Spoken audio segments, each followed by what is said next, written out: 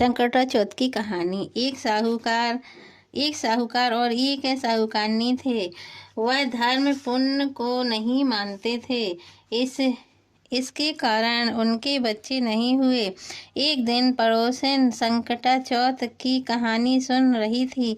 तब साहूकारनी उसके पास जाकर बोली, तुम क्या कर रही हो? तब पड़ोसन बोली, आज चौथ का व्रत है, इसलिए कहानी सुन रही हूँ। साहूकारनी बोली, चौथ का व्रत करने से क्या होता है? तब पड़ोसन बोली, अन्न धन सुहाग हो बेटा हो। तब साहूकार की बहू बोली, अगर मेरे गर्भ रह जाए तो 1.25 सेर तिलकुट करूँगी और चौथ का व्रत भी करूँगी। उसके गर्भ रह गया। फिर वह बोली, मेरे लड़का हो जाए तो मैं 2.5 सेर का तिलकुट करूँगी। उसके लड़का भी हो गया। वह बोली, हे चौथ माता, मेरे बेटे का विवाह हो जाए तो 5.25 सेर का तिलकुट करूँगी। जब बेटा के विवाह का समय आया तो वह बेटे का विवाह करने के लिए गई। तब चौथ विनायक ने सोचा कि जब से इसके गर्भ रहा है तब से रोज तिलकुट बोलती है और अब तो बेटा का विवाह भी हो रहा है, तब भी तिल का एक दाना भी नहीं दिया। अगर हम इसको प्रपंच नहीं दिखाएं तो अपने को कलयुग में कोई भी नहीं मानेगा। हम इसके बेटे को फेरों से उठा लेंगे। जब उसके बेटे ने 3 फेरे लिए तो चौथ माता गरजती हुई आई और उसको उठाकर पीपल पर बिठा दिया। हाहाकार मच गया और सब उसको ढूंढने लगे, परंतु वह कहीं भी नहीं मिला। लड़कियां गणगौर पूजने और गांव से बाहर दूब लेने जाती। तब वह कहता, मेरी अविवाहित। यह बात सुनकर वह लड़की सूख कर कांटा हो गई। तब लड़की की माँ बोली, मैं तुम्हें अच्छा खिलाती हूँ, अच्छा पिलाती हूँ, फिर भी तुम क्यों सूखी जा रही है? तब वह बोली, जब मैं लड़कियों के साथ दूब लेने जाती हूँ तो एक पीपल में से एक आदमी बोलता है कि मेरी अविवाहित, और उसने मेहंदी लगा रखी है, सेहरा बांध रखा है। उसकी माँ उठी और देखा कि वह तो उसका जमाई है। तब वह अपने जमाई से बोली, यहाँ क्यों बैठे हैं? मेरी बेटी तो अर्धविवाहित कर दी और अब क्या लेंगे? तब वह बोला, मेरी माँ ने चौथ माता का तिलकुट बोला था, उसने नहीं किया और चौथ माता नाराज हो गई और मुझे यहाँ बिठा दिया। लड़की की माँ साहूकारनी के पास गई और बोली, तुमने संकटा चौथ का कुछ बोला था क्या? तब साहूकारनी बोली, तिलकुट बोला था। फिर साहूकारनी बोली, अगर मेरे बेटा घर आ जाए तो 2.5 मन का तिलकुट करूँगी। चौथ माता राजी हो गई और उसके बेटे को फेरों में लाकर बिठा दिया। बेटे का विवाह हो गया। तब उन लोगों ने 2.5 मन का तिलकुट कर दिया और बोली, हे चौथ माता, तेरे आशीर्वाद से मेरे बेटे बहू घर आए हैं, जिससे मैं हमेशा तिलकुट करके मैं तेरा व्रत करूँगी। सारे नगर में ढिंढोरा पिटवा दिया, हर कोई तिलकुट करके चौथ माता व्रत करे। हे चौथ माता, जैसे उसके बहू बेटे को मिलाया वैसे सबको मिलाना। कहने सुनने सब परिवार का भला करना। जो चौथ का उद्यापन करे वो विनायक जी की कहानी पढ़े या सुने। विनायक जी की कहानी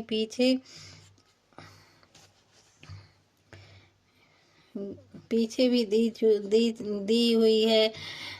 लाइक करना और सब्सक्राइब करना। जय चौथ माता। कथा चौथ माता की संपन्न हुई। अब माघ मास का चौथा अध्याय सुनिए।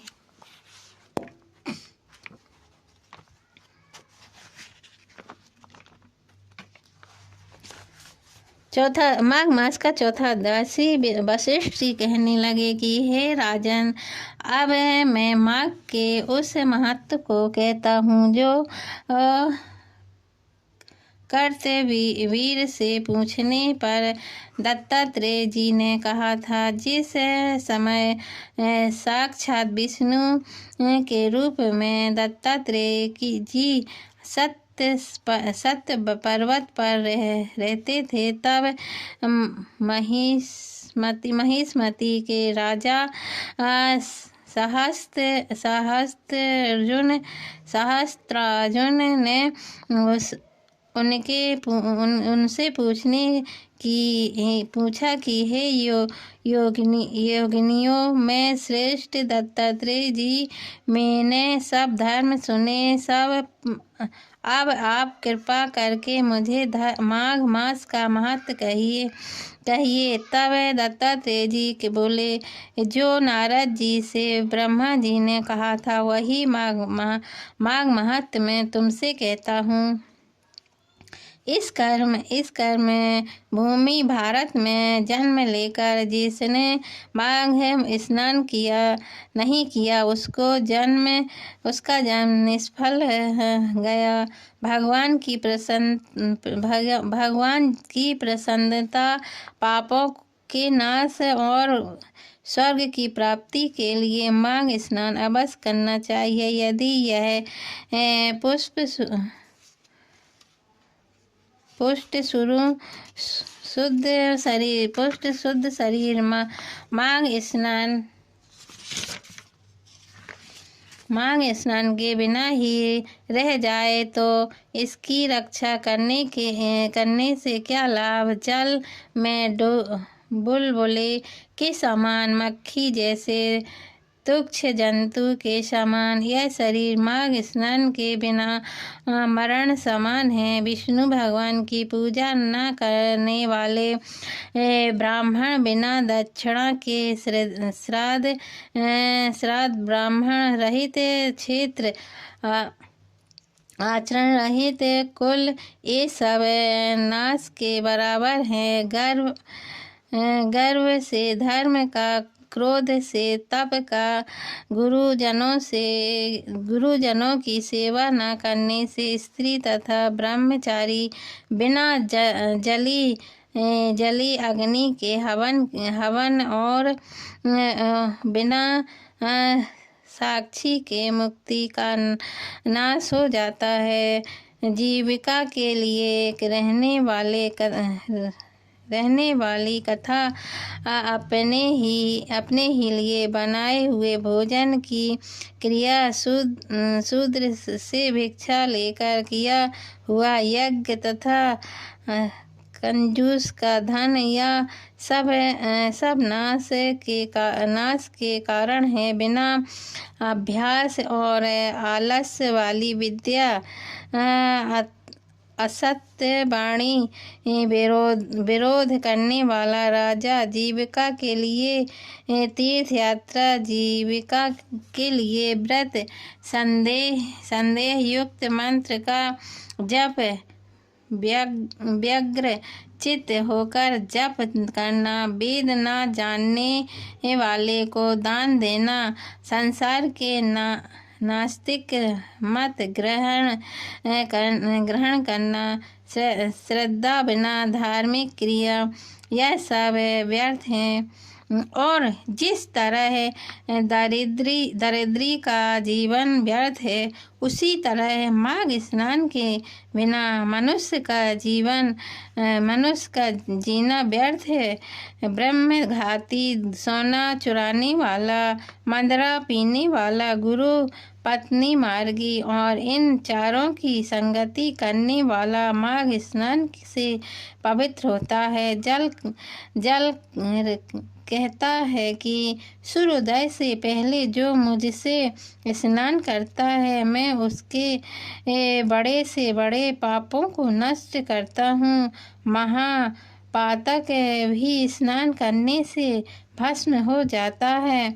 माघ मास में स्नान का जब समय आ जाता है तो सब पाप अपने नाश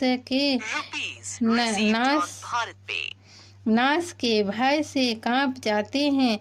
जैसे मेघों से युक्त होकर चंद्रमा प्रकाश करता है, वैसे ही श्रद्धा मनुष्य माघ मास में स्नान करके प्रकाशमान होते हैं। काया वाचा मनसा से किया हुआ छोटे या बड़े, नए या पुराने सभी पाप स्नान से नष्ट हो जाते हैं। आलस में बिना जाने जो पाप किए हों वह भी नाश को प्राप्त होते हैं। जिस तरह जन्म जन्मांतर के अभ्यास से आध्यात्मिक ज्ञान भी प्राप्त होती है, आध्यात्मिक ज्ञान की प्राप्ति होती है, उसी तरह जन्म जन्मांतर अभ्यास से ही माघ मास में मनुष्य की रुचि होती है। यह पवित्रों का पवित्र करने वाला बड़ा तप और संसार रूपी कीड़ा को धोने की पवित्र वस्तु है। हे राजन, मनवांछित फल देने वाला माघ मास स्नान नहीं करते वह सूर्य चंद्र के समान भोगों को कैसे भोग सकते हैं। चौथा अध्याय समाप्त हुआ।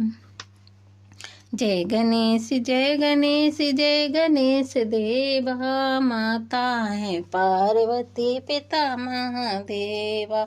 जय गणेश जय गणेश जय गणेश देवा, माता जिनकी पार्वती पिता महादेवा। एक दंत दयावंत चार भुजाधारी, मस्तक सिंदूर सोहे मूष की सवारी। जय गणेश जय गणेश जय गणेश देवा, माता जिनकी पार्वती पिता महादेवा।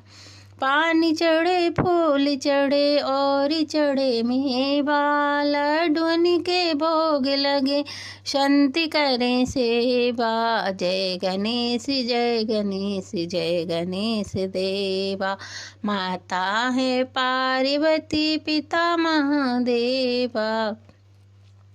अंधन को आँख देते, कौड़न को काया, भाजन को पुत्र देते, निर्धन को माया।